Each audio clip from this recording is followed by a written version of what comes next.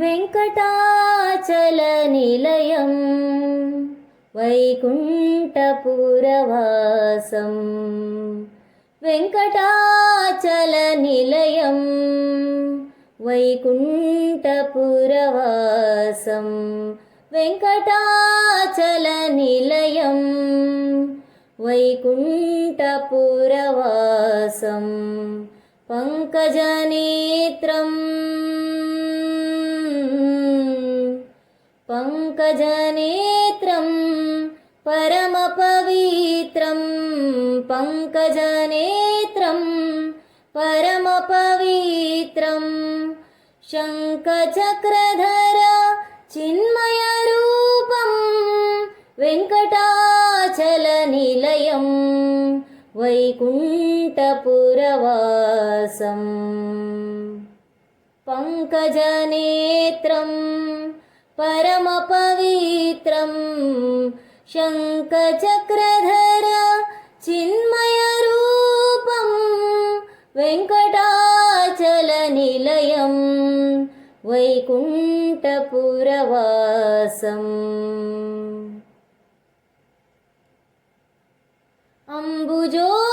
अम्बुजोद्भवविनुतम् अम्बुजोद्भवविनुतम् अगणितगुणनामम् अम्बुजोद्भवविनुतम् अगणितगुणनामम्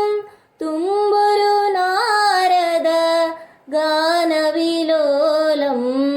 तुम्बुरु नारद गानविलोलम् अम्बुदि शयनम्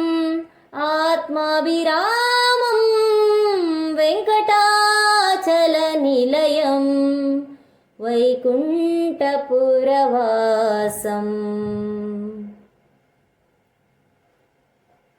पाहि पाण्डवपक्षं कौरवमदहरणं पाहि पाण्डवपक्षं कौरवमदहरणं बाहुपराक्रमपूर्णम् अहल्याशाप भयनिवारणं वेङ्कटाचलनिलयं वैकुण्ठपुरवासम्